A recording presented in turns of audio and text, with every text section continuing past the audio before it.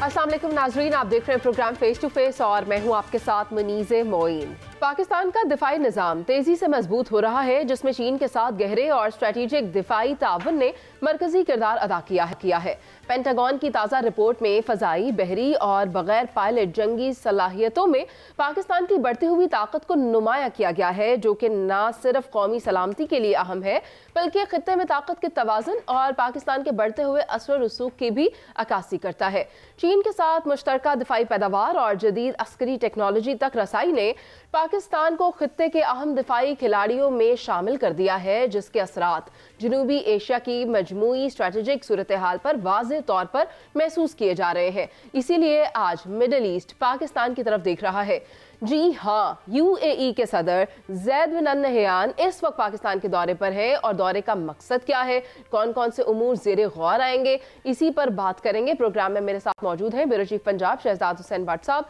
मुझे प्रोग्राम में ज्वाइन कर रहे हैं major general retired Zahid Mahmood साहब और air viceroy retired Ejaz Mahmood Malik साहब। गुफ्तगू का आगाज़ मैं करना चाहूँगी जाहिद महमूद साहब आपसे। आप मुझे बताएं कि आप भी देख रहे हैं लीबिया की सूरत हाल और ऐसे में आप देख रहे हैं कि शेख मोहम्मद बिन ज़ायद पाकिस्तान के दौरे पर हैं, तो आपको क्या लगता है कि खलीजी ममालिक और इस्लामाबाद, क्या इन दोनों के दरमियान सिक्योरिटी के एतबार से और स्ट्रेटजिक लोकेशन के एतबार से जो ताल्लुकात हैं वो मज़ीद स्ट्रेंथन होने जा रहे हैं? बिस्मिल्लाहिर्रहमानिर्रहीम। मनीज़े, पहले तो बहुत शुक्रिया for having me on your program और मेरा शहजाद भट्ट साहब को और AVM एजाज साहब को बहुत सलाम। It is always player being with them. देखिए, पाकिस्तान और जो मिडिल ईस्टर्न कंट्रीज हैं, हमारा जो कोऑपरेशन है ये बड़ा पुराना है जी।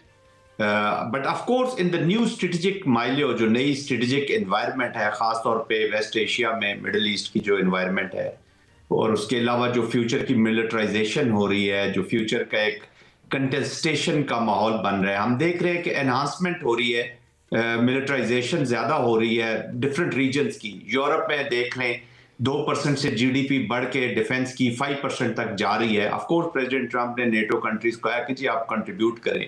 कनाडा जैसा मुल्क अपना डबल कर रहा है डिफेंसिव बजट्स को और न्यूक्लियराइजेशन की तरफ भी ट्रेंड है, वो भी बढ़ना शुरू होगा क्योंकि लोग अपनी एटॉनमी को, अपनी स्ट्रेटेजिक एटॉनमी को प्रोटेक्ट कर रहे हैं जी।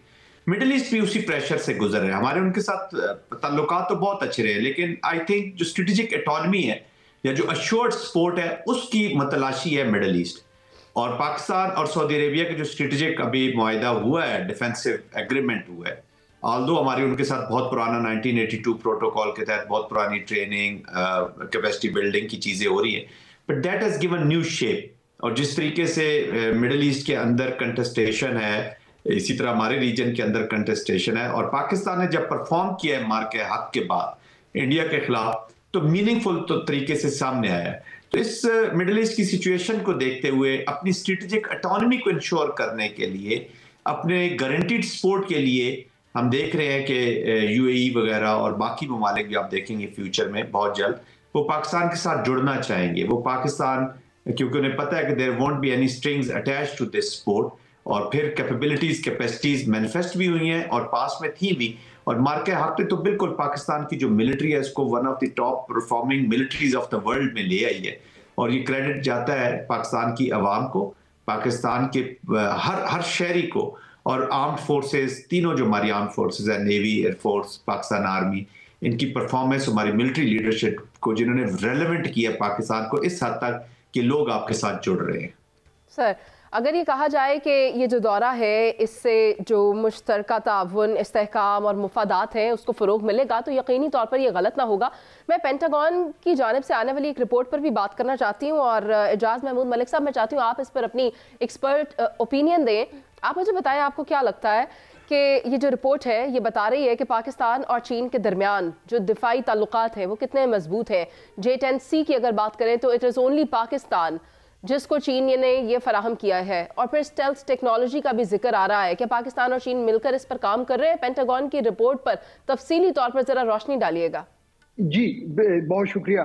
जनरल साहब ने जो बदलती हुई एनवायरनमेंट है और जो नए चैलेंजेस हैं सिक्योरिटी कंसर्न्स के, उन्होंने उसको बड़े अच्छे तरीके से एक्सप्लेन किया। मैं आपके सवाल का जवाब देने से पहले थोड़ा सा एक चीज़ ऐड करना चाहूँगा। वो ये है कि हमारे जो मिडिल ईस्ट में जितने मुस्लिम ब्रादर मुल्क हैं, उन सब के साथ हमारी मिलिट्री कोऑपरेशन की एक बड़ी तवील हिस्ट्री है। हमने इन मुल्कों की जो एयर फोर्सेस, इन मुल्कों की नेवल फोर्सेस और बहुत सारी जगहों पे इवन लैंड फोर्सेस की डेवलपमेंट में हमने भरपूर हिस्सा लिया। और हम लोग वहाँ पे हमारे बहुत सारी अफरादी कुव्वत भी वहाँ पे डेपुटेशन पे उनके लिए, उनकी ट्रेनिंग और उनकी सपोर्ट के लिए वहाँ मौजूद रही। और हम हमेशा से इंटरऑपरेबिलिटी के लिए बहुत सारी एक्सरसाइजेस भी करते हैं। लेकिन हुआ क्या, इस दौरान क्या चीज़ें बदली हैं जिसका आपके नाजरीन को जो है ना याद दहानी कराना ज़रूरी है। सबसे पहली बात तो ये हुई कि भारत की जो कामयाब फॉरेन पॉलिसी थी माजी में, और भारत का जो एक प्रोपेगेंडा और नैरेटिव था अपने इकोनॉमिक प्रॉस्पेरिटी का, अपने इकोनॉमिक डेवलपमेंट का, वो बड़ी सेलेबल चीज़ थी। तो उसकी वजह से ऐसे लगता था कि जैसे इन ममालिक में जो है पाकिस्तान की स्पेस जो है वो रिसीड हो रही है, और वो स्ट्रेटजिक टर्म्स में वो स्पेस भारत जो है उसने उसको एक्वायर कर लिया है। और ख़ास तौर पे अगर हम यूएई की बात करें तो और फिर तीसरी अहम चीज़ ये हुई कि हमने पिछले 10 से 15 सालों में इंडिजिनस प्रोडक्शन में हमने बहुत ज़्यादा जो है एक्सेल किया। वो एयरफोर्स हो, आर्मी के हार्डवेयर हो, साइबर की डोमेन हो, इंफॉर्मेशन वॉरफेयर की डोमेन हो। तो ये सारी चीज़ें जो हैं, ये इन सब को जब आप इकट्ठा करते हैं तो आइसिंग ऑन द केक जो है वो पाकिस्तान की मुसल्लह अफवाज की शानदार कामयाबी थी भारत के खिलाफ। अच्छा। तो इन तमाम अवामिल ने मिल के जो पाकिस्तान को नया स्टेटस दिया, तो वो automatically Pakistan had become country, a strategic partner of choice तमाम मुस्लिम ममालिक के लिए, क्योंकि पाकिस्तान की सूरत में उनको एक क्रेडिबल, सिंसियर और जो है, जबकि अगर वो यही चीज कलामी की माजरत एजाज महमूद मलिक साहब, पाकिस्तान और भारत की जहां तक बात है, हम क्वांटिटी पर तो भारत का मुकाबला नहीं कर सकते, लेकिन डेफिनेटली क्वालिटी पर हमने भारत को शिकस्त जरूर दी है, क्योंकि पाकिस्तान की जो अफवाज है वो मयारी तौर पर भारत से कई गुना ज्यादा सुपीरियर हैं। Coming back to that report of Pentagon, मैं चाहूंगी आप बताएं आपने उसको कैसे एनालाइज किया? जी देखिए, पेंटागन की जो रिपोर्ट है वो बड़े वाज़े अंदाज में और बड़े मैं समझता हूं कि अनयूजुअल, नॉर्मली वो किसी मुल्क के बारे में और ख़ास तौर पे किसी मुस्लिम मुल्क के बारे में इतने जो है ना इफ़ेक्टिव अंदाज में ऐसे वो कमेंट्स नहीं देते, क्योंकि ये उनकी जो ओवरऑल दुनिया की स्कीम है, सिक्योरिटी पर्सपेक्टिव का जो उनका पैराडाइम है, उसमें ये बड़ी अनयूजुअल बात है कि वो किसी मुल्क की इस कदर तारीफ करें और फिर उसको सब्सटेंशिएट करें, क्वालिफाई करें टेंजिबल चीज़ों को कोट करते हुए। तो मेरा ख्याल है ये हमारे लिए बड़े फ़ख्र की बात है, ना सिर्फ मुसल्लह अफवाज के लिए, हमारी लीडरशिप इस वक्त जो हमारी मिलिट्री लीडरशिप है उनको इस चीज़ का इदराक है कि हमारा क्या स्टेटस है अक़वाम आलम में, और हमने ये स्टेटस जो है बड़ी मेहनत से, कौम की दुआओं से, कौम की सपोर्ट से हासिल किया है। तो इसको आगे कैसे लेके चलना है, हमारी इस क़यादत को इस चीज़ का इदराक है। यही वजह है कि आप देखिए कि प्रेसिडेंट ट्रंप जो है वो हमारे फील्ड मार्शल की तारीफ़ें करते नहीं थकते। दुनिया के जो बड़े मौकर जराइद हैं, डिफेंस के हों, इकॉनमी के हों या स्ट्रेटजी के हों, फॉरेन पॉलिसी के हों, वो हमारी क़यादत को जो है वो हाईलाइट करते हैं। और अल्लाह का हमें बहुत शुक्र अदा करना चाहिए। मई के महीने में होने वाली जंग के बाद हम देख रहे हैं कि बहुत ज़्यादा पजीराई दी जा रही है पाकिस्तान को, पाकिस्तान की अफवाज को। मैं शामिल गुफ्तगू करना चाहती हूँ शहजाद हुसैन भट्ट साहब को भी। भट्ट साहब, आप देखें यूएई के सदर पाकिस्तान के दौरे पर है, एक तरफ कुछ दिन पहले की बात है कि बात हो रही थी गजा में फौज भेजने के हवाले से भी, तो मुझे बताएं कि ये जो दौरा है ये कितनी अहमियत का हामिल है और इसमें किन उमूर के ऊपर बातचीत होने जा रही है? बिस्मिल्लाहिर्रहमानिर्रहीम। देखिए मुनीज़े, बात ये है कि इस वक्त मुत्तहिदा अरब अमारात के सदर और अबू धाबी के जो हुक्मरान है शेख मोहम्मद बिन जायद अल नहयान पाकिस्तान के जो दौरे पर है, और ये बड़ा ही अहम दौरा है इस वक्त।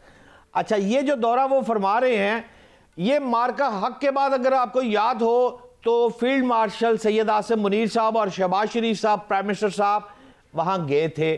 तकरीबन 12 जून की मेरा ख्याल है ये तारीख थी। उस मौके पर दावत दी गई थी जिस पर अब शेख साहब यहाँ पर तशरीफ़ लाए हैं। अच्छा, बात यह है कि अगर आप गौर करें तो ऑलरेडी इस दौरे में जो होगा वो तो आगे चल के आएगा, लेकिन ऑलरेडी शेख साहब जो हैं वो हमें 10 अरब डॉलर की सरमायाकारी का ऐलान ऑलरेडी कर चुके हैं, पहले ही हो चुका हुआ है, और उस पर ही इस बात को आगे बढ़ाया जा रहा है। अब बात यह है कि अगर आप गौर करें, चाइना और अमेरिका के बाद पाकिस्तान का ये तीसरा बड़ा तजारती शराकतदार है UAE, यूनाइटेड अरब एमिरेट्स, और हमारे लिए इंतहाई इंपॉर्टेंट इसलिए भी है कि लाखों पाकिस्तानी जो है वो इस वक्त UAE में हैं, और तरसीलात ज़र का जो मामला है, बड़ा बड़े पैसे जो है वो हमें वहाँ से आ रहे हैं। अच्छा, बात इसमें यह है कि पाकिस्तान के ज़र मुबादला के जो ज़खायर हैं उसमें स्टेट बैंक ऑफ पाकिस्तान को ऑलरेडी 2 अरब डॉलर पहले से UAE ने दिए हुए, लिहाजा और हमारे करीब तरीन साथियों में इसका शुमार होता है। लेकिन बात यह है, इस दौरे की जो आपने बात की है, इस दौरे में तवानाई, इंफ्रास्ट्रक्चर, बंदरगाहों समेत रियल स्टेट और तमाम मौजूआत पर बात होगी और सिग्नेचर MOU साइन होने की बात आती है। लेकिन मुनीज़े, बात सिर्फ एक बहुत अहम है, बात यह है ये UAE के प्रेसिडेंट आ रहे हैं, बहुत बड़ी पाकिस्तान के लिए खुशी की बात है। लेकिन बात यह है, एक है बात यह है हम कर क्या रहे हैं, हमारी सोच क्या है, मैं किस लिए लड़ रहा हूं, मैं किसके लिए लड़ता हूं, मैं इसके लिए लड़ता हूं, ये है पाकिस्तान, ये है मेरे पाकिस्तान का झंडा और ये है मेरा नजरिया। जी हाँ, नजरिया पाकिस्तान, जो मेरे कायद मोहम्मद अली जिन्ना अलामाल और नजरिया पाकिस्तान, ये मुझे नजरिया उन्होंने दिया। मैं किसी नजरिया को नहीं मानता, कोई नजरिया नहीं इस मुल्क में, और इस नजरिया में अगर कोई मुल्क है, पाकिस्तान है, और इस पाकिस्तान में जो नजरिया है तो ये मेरा पाकिस्तान है। मैं इस नजरिया पाकिस्तान को मानता हूं। और आखिरी लाइन मुनीज़े सिर्फ एक है कि UAE के प्रेसिडेंट अगर पाकिस्तान में आ रहे हैं तो आने वाले दिनों में और तमाम अहम ममालिक के सदूर भी यहाँ आ रहे हैं। ये बात लंदन में बैठे हुए अफराद को और भारतीय पार्लियामेंट में बैठे हुए अफराद को पसंद नहीं आ रही। मुनीज़े, आप दुरुस्त फरमा रहे हैं, लेकिन आप देखें कि UAE के सदर के अगर दौरा पाकिस्तान की बात करें तो इससे जो रीजनल ताउन है, जो सिक्योरिटी है और मुश्तरका मुफादात है, यकीनी तौर पर उसको फ़रोग मिलेगा। लेकिन पेंटागन की रिपोर्ट भी इंतहाई अहमियत की हामिल है, जो इस बात पर मोहर सब्त करती है कि पाकिस्तान और चाइना रीजनल अलायंस पार्टनर्स के तौर पर सामने आ रहे हैं। मगर देखना ये होगा कि आने वाले वक्तों में, यानी मुस्तकबिल में, रीजनल पावर इक्विलिब्रियम पाकिस्तान और चाइना मिलकर किस तरह से तय करते हैं। अभी एक ब्रेक पर चलते हैं, जिसके बाद वापस आएंगे और बात करेंगे। मुज़ाकरात की बाज़ गश्त एक बार फिर सुनाई दे रही है, लेकिन अब की बार ये ऊंट किस करवट बैठेगा, इस पर करेंगे बात एक ब्रेक के बाद। नाज़रीन, हमारे साथ ही मौजूद रहिएगा। वेलकम बैक नाज़रीन। अपोजिशन इत्तेहाद ने वज़ीर आज़म की मुज़ाकरात की दावत को कबूल कर लिया है, लेकिन साथ ही नए मीसाक का मुतालबा भी सामने रखा है। क्या इस मुतालबे को हुकूमत तस्लीम करेगी और क्या मुज़ाकरात आगे बढ़ सकते हैं? मुल्क में जारी सियासी और माशी बहरान हल करने के लिए हुकूमत कितनी संजीदा है और क्या तहरीक इंसाफ ताकतवर हलकों से मुज़ाकरात के मुतालबे से पीछे हट सकती है? और क्या महमूद अचकज़ई और अल्लामा राजा अब्बास को दिए गए मैंडेट पर जो भी फैसला निकलता है, क्या उसको बानी तहरीक इंसाफ ओन करेंगे? गेंद अब हुकूमत के कोर्ट में है। हुकूमत इसको किस तरह से देखती है, उस पर किस तरह से रिस्पॉन्ड करती है, सवाल ये पैदा होता है। इसी पर बात करने के लिए मेरे साथ खेलदास कोहिस्तानी साहब मौजूद हैं, जिनका ताल्लुक नून लीग से है, और अजहर सिद्दीक साहब, जिनका ताल्लुक पाकिस्तान तहरीक इंसाफ से है। गुफ्तगू का आगाज़ मैं करना चाहूँगी खेलदास कोहिस्तानी साहब आपसे। आप मुझे एक नैरेटिव आपने वो देखा जो DGISPR के प्रेसर में आया, उसके बाद आपने अता तारर साहब की गुफ्तगू भी सुनी। अब आप मुझे बताएं, आपको क्या लगता है कि ये जो मौक़िफ़ अपनाया गया है वज़ीर आज़म पाकिस्तान की जानिब से कि बैठा जाए, मुज़ाकरात किए जाएँ, क्या ये हो पाएगा, क्या ये मुमकिन है, और क्या शहबाज शरीफ के इस फैसले को इस्टेब्लिशमेंट की सपोर्ट हासिल है? बहुत शुक्रिया। देखें, वज़ीर आज़म शहबाज शरीफ साहब इस मुल्क के वज़ीर आज़म हैं। उनको पूरा इख्तियार है सियासी हमांगी पैदा करने के लिए, सियासी जमातों से बातचीत करने के लिए पार्लियामेंट के अंदर। और ये बात उन्होंने, जो आप इस्टेब्लिशमेंट की बात कर रही हैं कि उसकी तायद हासिल है, देखें वो इस मुल्क के वज़ीर आज़म है, उसके इस्टेब्लिशमेंट उसके अंडर आती है। और ये बात उन्होंने 14 अगस्त को कौमी दिन पे एक तकरीब इस्लामाबाद में मरकज़ी हुई थी, उसमें खिताब के दौरान कही थी। और उस दौरान field marshal chief of army staff general Asim Munir साहब, तमाम अस्करी क़यादत, सदर ममलकत आसिफ अली जरदारी साहब बैठे हुए थे। उस दिन ये बात कही थी। उसके बाद असम्बली के फ्लोर पे बैरिस्टर गौहर साहब को उसने पेशकश की। बार बार PM जो है ये इन्होंने उनको बातचीत की दावत दी है। बात यह है कि जो अता तारड़ साहब के हवाले से आपने बात की, देखें इंतशार और फसाद को हुकूमत अपने कानून के रिट से उसको जो है कुचलेगी। कोई भी फसाद करेगा, इंतशार करेगा, मुल्क को कमज़ोर करने की कोशिश करेगा, तो वो 9 मई की तो किसी को इजाज़त नहीं देंगे। और 9 मई के जो मुजरमान हैं या जो मास्टरमाइंड है उनको भी सज़ाएं बाकी जो रहती है वो भी मिलनी है, वो एक अलग बात है। सियासी, आपने कहा पाकिस्तान में सियासी माशी बहरान है। इस वक्त कोई मुल्क में बहरान नहीं है। मईशत आगे बढ़ रही है, दुरुस्त सिमत में जा रही है, सरमायाकारी पाकिस्तान में आ रही है, पाकिस्तान के सरमायाकार सरमायाकारी कर रहे हैं, बाकी दुनिया जो है पाकिस्तान की तरफ देख रही है। जो सियासत है उसमें एक ही जमात है जो खुद टूट फूट का शिकार है, जिसके जो बाहर दस्तयाब क़यादत है उनके दरमियान शदीद इख्तलाफात है। वज़ीर आज़म ने जब ये बात की तो ये बात तहफ़्फ़ुज़ तहरीक आइन की तरफ से की गई डायलॉग की। उससे पहले फवाद चौधरी साहब, इमरान इस्माइल साहब, एक मुफाहमती कमेटी इनकी बनी है, उसकी जानिब से हुकूमत से रब्ता किया गया है। तो हुकूमत जो भी हुकूमत से बातचीत करना चाहते हैं तो हुकूमत उसको मुस्बत जवाब देगी। बातचीत से ही मसाइल का हल होता है। मगर ये बात भी वज़ीर आज़म ने की है, किसी की ब्लैकमेलिंग या इस तरह की उसमें नहीं आया जाएगा। वो ब्लैकमेलिंग वो है जो अता तारड़ जिसकी निशानदेही कर रहे हैं। 9 मई जैसे वाक़यात, या 26 नवंबर को इस्लामाबाद में चढ़ाई करना, या अब कोई इस तरह की सोची जा रही है। आप देखें, जब ये बात महमूद खान अचकज़ाई साहब की जानिब से की गई, दूसरे दिन अलीमा खान साहिबा कहती है जो बातचीत करना चाहता है वो बानी PTI का साथी नहीं है, मतलब वो उसके नज़र में गद्दार है।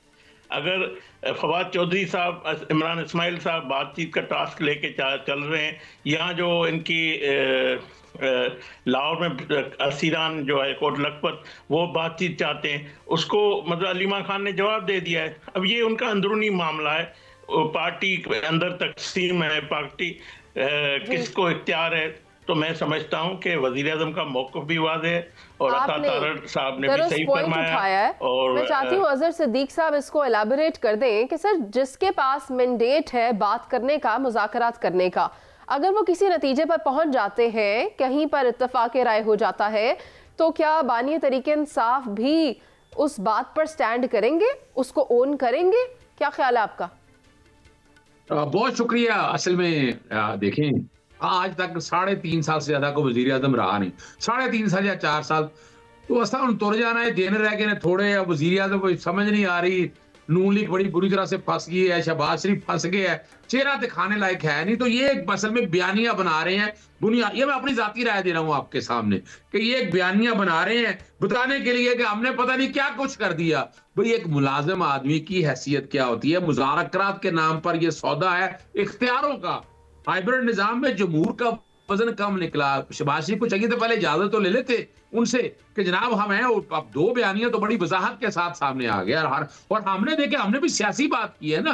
पाकिस्तान तहरीक इंसाफ अपनी तरफ अपनी जगह है, ये इख्तियार दे दिया हमने अपना बुनियाद तरीके तहफ़्फ़ुज़ आईन है पाकिस्तान को, वो बैठकर फैसला करे। वो और कमाल की बात देखें, उन्होंने एजेंडा भी दे दिया सारा, उन्होंने बता भी दिया कि इस मुज़ाकरात के इन पहलुओं के ऊपर वो बैठने के लिए तैयार है, और जो फैसला वो करेंगे यकीनन इमरान खान साहब के पास जाएगा। पाकिस्तान तहरीक इंसाफ बिल्कुल इस मामला को देखेगी। और अगर ये जो बातें कही हैं, यानी मुझसे खुद भी अगर पूछते हैं, ये तो बहरहाल पाकिस्तान तहरीक इंसाफ का फैसला या इमरान खान साहब का फैसला बैठकर करेंगे, लेकिन जो बातें तहरीक तहफ़्फ़ुज़ आईन पाकिस्तान ने दी हैं तो वही तो कही हैं जो इमरान खान कहते थे। यही वो बातें हैं कि इनके हाथ में कुछ नहीं है, कोई ये कौवा चला हंस की चाल, अपनी चाल भी भूल गया। बुनियादी तौर पर पहले चाहिए था इनको कि ये पार्टी में बैठते, पहले देखे दो तरह से चलना है कि नून लीग का एजेंडा क्या है, पीपल्स पार्टी क्या चाहती है, फिर ये पहले दोनों का फैसला करके हुकूमत में बैठते कि हुकूमत क्या चलती है। वजीर आजम की अपनी हैसियत कोई नहीं है। देखिए सिंपल सी बात बता दूं,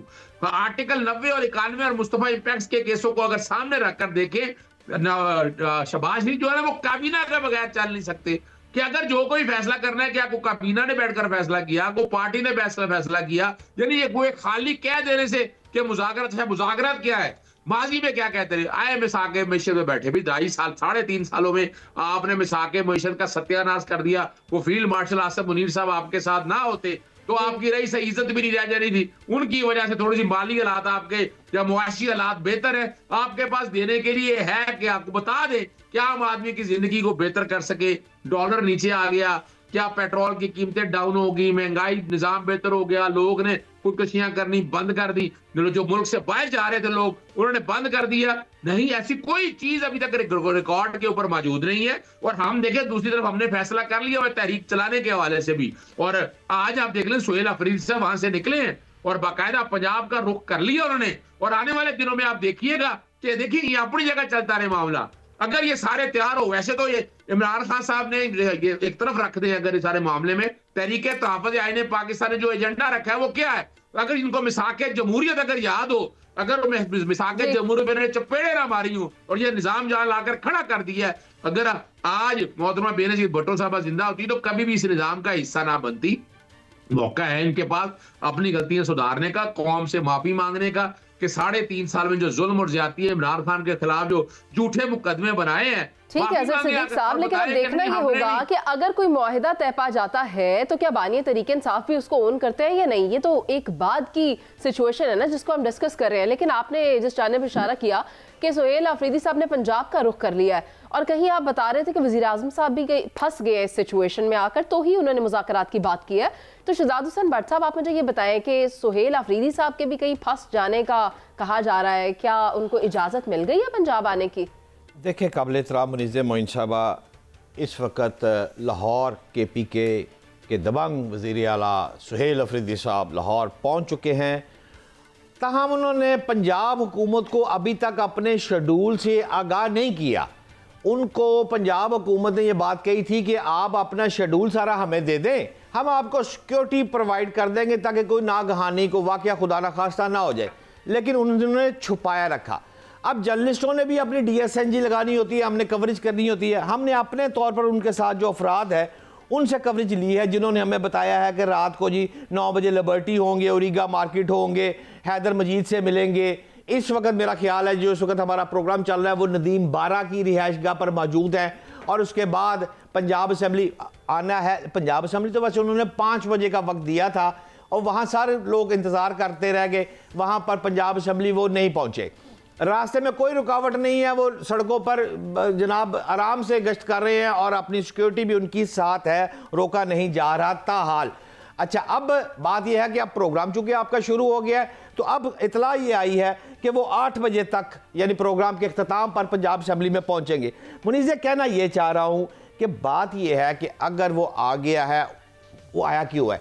वो आया इसलिए है कि उसने अवाम को मोबिलाइज करना है, अवाम को, पंजाब के अवाम को खड़ा करना है। बे KPK से काफिला आएगा, पंजाब साथ नहीं आएगा तो फिर कुछ नहीं होना ना। आपसे बात कर लिया उन्होंने, आपको बता कर आ रहे हैं, आपको फोन किया है, आपको कैसे पता है ये? यार हम जर्नलिस्ट लोग हैं, हमें तो अजहर सदीक भी सलाम दुआ कर लेते हैं और मेरे भाई खेलदास कोहस्तानी भी हमारा फोन उठा लेते हैं, ये तो कोई बात नहीं है।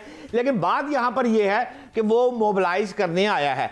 अब अगर उसने आगे की सख्त गुफ्तगू तो फिर वाटर कैनन बाहर खड़ा हुआ है पंजाब हुकूमत की तरफ से फिर उन्होंने दम मस्त कर देना है। लेकिन अगर उन्होंने आकर अपनी जबान पे कंट्रोल रखा तो फिर ठीक है। लेकिन मुझे बड़ा थोड़ा सा दुख अफसोस हो रहा है कि अभी मेरे काबिल एहतराम भाई अजहर सदीक साहब ने फरमाया असा हम टुर जाना, दिन रह गए थोड़े, पता नहीं किसकी बात कर रहे थे, अपनी कर रहे थे या इनकी साथ वालों की कर रहे थे। वो साथ वालों की कर रहे थे, लेकिन आपने जो बात की है ना, भट्ट साहब के वाटर कैनन खड़ा है, मैं तो हैरान हो गई क्योंकि आपने दो बातें कर दी। एक जानिब आप कह रहे थे कि वो सोहेल अफरीदी को सिक्योरिटी देने के लिए उनका स्केड्यूल मांग रहे थे, और दूसरी जानिब आप धमकी देते हुए ये बता रहे कि वाटर कैनन भी बाहर खड़ा किया हुआ है। ये दोनों काम एक साथ किस तरह हो सकते हैं? सोहेल दास कोहिस्तानी साहब से ना पूछ ले। बिल्कुल, कोहिस्तानी साहब से पूछ ले। और अजहर सदीक भाई, हम जा रहे हैं, मुनीज़ा जा रही है खेलदास कोहिस्तानी के पास, लेकिन आप भी फौरी तौर पर इनसे दरखास्त कर दे, आपका ट्विटर हैक हो गया है और ये खेलदास कोहिस्तानी अगर मेहरबानी करेंगे तो आपका ट्विटर खुल जाएगा। वैसे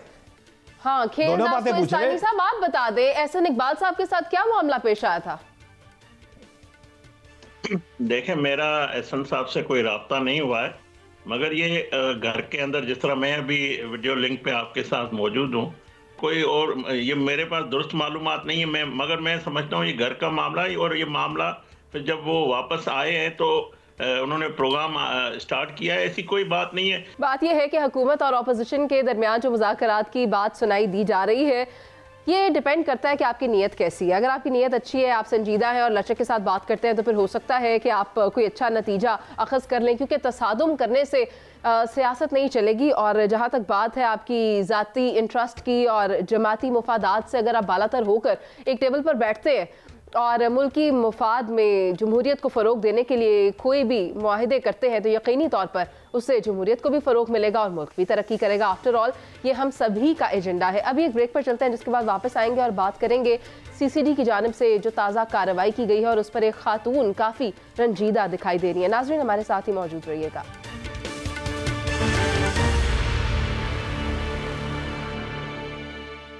वेलकम बैक नाजरीन। लाहौर हाई कोर्ट की जानिब से प्रॉपर्टी ओनरशिप एक्ट मुअत्तल करने पर मरियम नवाज नाखुश हैं और मुअत्तली के बाद हुकूमत और अदालत के दरमियान आईनी इख्तियारात को लेकर एक नई बहस का आगाज हो चुका है।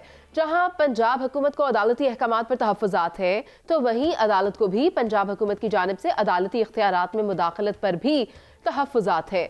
मरियम नवाज ने अदालती अहकामात पर सख्त रद्द-ए-अमल देते हुए कहा है कि एक्ट की मुअत्तली को अवाम कब्जा माफिया की पुश्तपनाही समझेंगे। कब्जा माफिया के खिलाफ ऑपरेशन के हवाले से किसका मौक़िफ़ दुरुस्त है और कौन गलत, और साथ ही बात होगी CCD की जानिब से एक ही खानदान के 5 अफराद को एनकाउंटर कर देने वाले केस की। तो शहजाद हुसैन भट्ट साहब, सबसे पहले तो आ जाते ना एक बार इस पर, आप मुझे ये बताएं, जो प्रॉपर्टी ओनरशिप वाला मामला है, इस पर हुकूमत को ये ऑर्डिनेंस लाने की ज़रूरत ही क्यों पेश आई?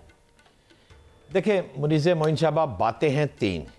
एक तो बात यह है, मैं आपको इसको अदालत का मामला है, मैं इस पर कोई राय नहीं देना चाहता, लेकिन मैं आपको 2-3 बातों से क्लियर कर दूंगा पिक्चर। जो सच है वो आवाम और आपके सामने नजर आ जाएगा। पहला इसका मामला है इंतजामिया का मामला, लाहौर की इंतजामिया का मामला। वो DC ऑफिस में जो रात को 12-12, 1-1 बजे तक वो जो महफिलें लगा करती थी, जो इंसाफ फराहम किया था, वो क्या है। इसकी मैं मिसाल आपको एक एयर ब्लू त्यारा हादसा केस के हवाले से भी दूंगा। और तीसरी बात, एहसन बून को आपको गौर करना पड़ेगा कि उसकी स्टेटमेंट आई है और बड़ी अहम स्टेटमेंट है एहसन बून की भी।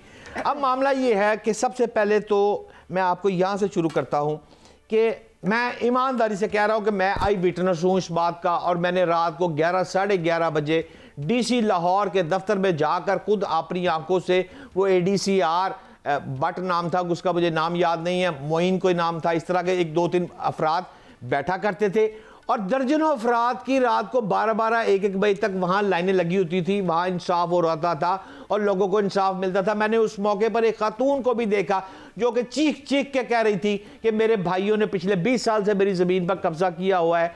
इस तरह के इंसाफ लोगों को फराहम किए जा रहे थे और मैं समझता हूँ कि ये जो इकदाम था, ये फौरी इंसाफ वाला, ये बहुत अच्छा फैसला था हुकूमत का, लोगों को रिलीफ मिल रहा था।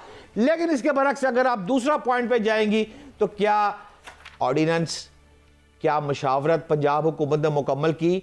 मेरा ख्याल है नहीं की। तो मरियम नवाज क्यों अपसेट है? वो नहीं मुनीज़े, बात यह है कि चीफ जस्टिस ने जो हुक्म फरमा दिया है कि जिन्होंने कब्जा छुड़वाया है, जिन पुलिस अफसरों ने, उन सब को वापस उसी कब्जा माफिया के पास वो जमीनें वापस चली गई हैं। वो मरियम नवाज का तो सारा जो किया जा रहा था वो तो सारा उलट गया। अब इसी तरह कल को CCD भी उड़ा देंगे।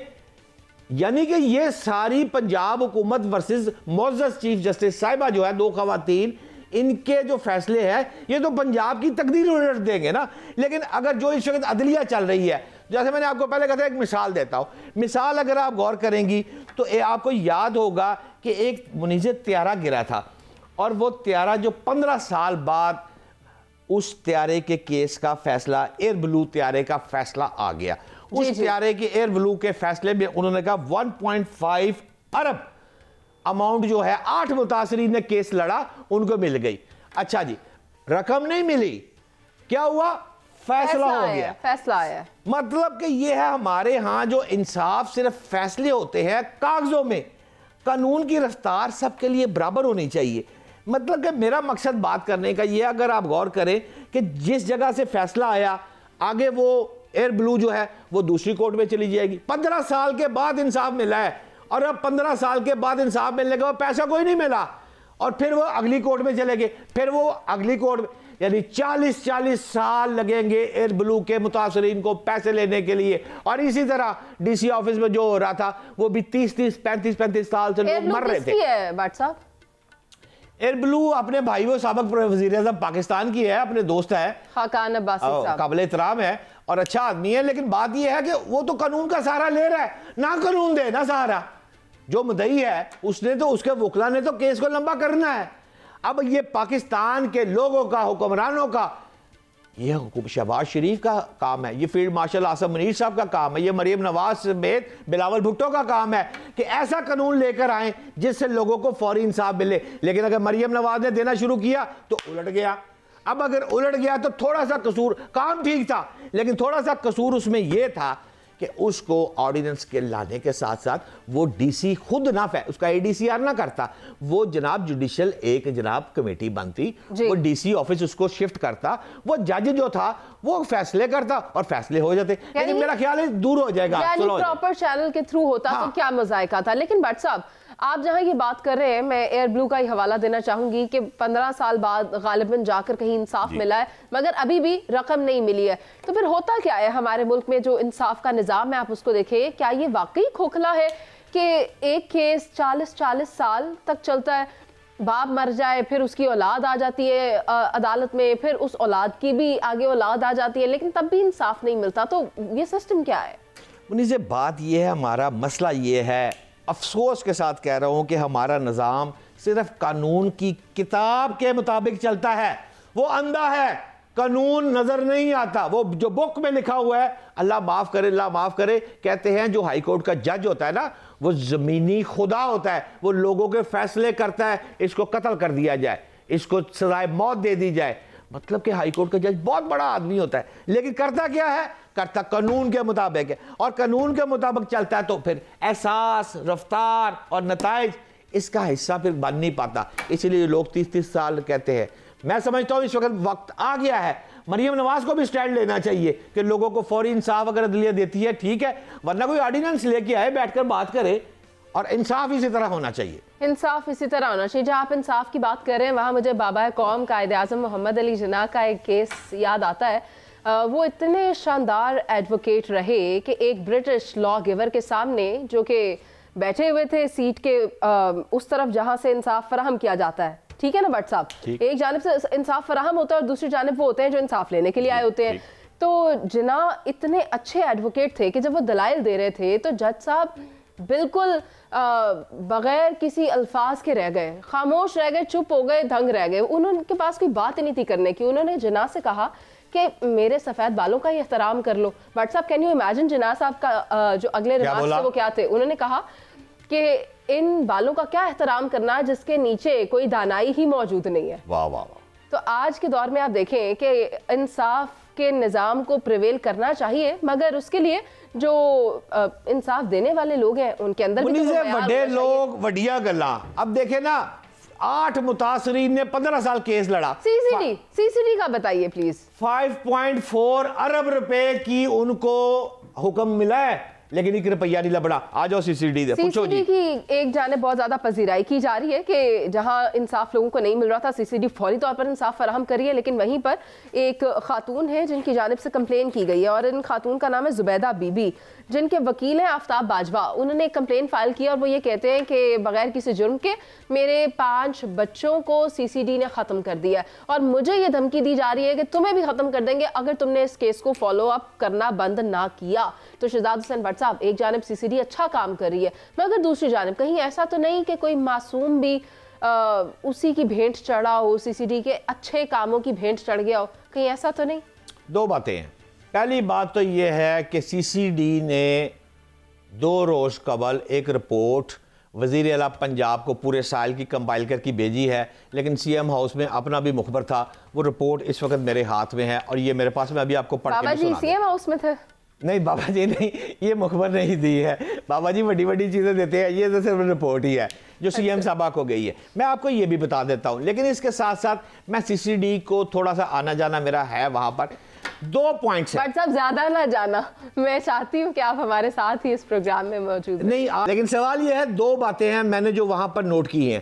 पहली बात तो ये है कि मंशियात के खिलाफ भरपूर काम चल रहा है। मैं समझता हूँ इस वक्त आप स्कूल कॉलेजेस वगैरह में, बड़ी बड़ी यूनिवर्सिटी का नाम नहीं लेना चाहता, उनमें जो मंशियात बिक रही थी, सड़कों पर जो मंशियात बिक रही थी, होटलों के बाद जो बिक रही थी, इस वक्त तक मैं ईमानदारी से कहता हूं कि मंशियात वाकई मैंने चेक किया काफ़ी हद तक अब मंशियात कंट्रोल हो गई है। लेकिन 2 बातें वो कहते हैं जो सरबराह हैं सीसीडी के, वो कहते हैं पाकिस्तान के सूबा पंजाब और इसके सूबाई दारुल हुकूमत लाहौर समेत जितने भी मेरे शहर हैं, इनमें आइस बेचने वाला और आइस पीने वाला नहीं रहेगा। इनके खिलाफ भरपूर कार्रवाई की जाएगी। बहुत शुक्रिया आपका शहजाद हुसैन भट्ट साहब कि आप हमारे साथ मौजूद मुकम्मल तौर पर ब्रीफ कर रहे थे। लेकिन मैं जाते जाते सिर्फ इतना ही कहना चाहूँगी कि सीसीडी के आने के बाद से देखा ही गया है कि काफ़ी मस्बत नताइज आ रहे हैं। जिनको इंसाफ नहीं मिल रहा था उनको फौरी इंसाफ मिल रहा है। जो भी क्राइम केसेस थे उसमें भी कमी वाक़ई हुई है, लेकिन कहीं ऐसा ना हो कि इंसाफ देते देते कहीं किसी मासूम का हक भी मारा जाए, क्योंकि कुछ केसेस इस किस्म के रिपोर्ट हुए हैं कि पुलिस भी धमकियां दे रही है विक्टिम्स को, विक्टिम्स की फैमिलीज़ को कि आप केसेस को परसू ना करें वरना आपका भी इनकाउंटर कर दिया जाएगा। तो मेरी दरख्वास्त है हुकूमत वक्त से कि इन केसेस को बागौर देखें और अगर ऐसा कहीं हो रहा है तो उसको रोके। प्रोग्राम का वक्त खत्म हो गया, मुझे इजाज़त दीजिए। अल्लाह ने के बाद।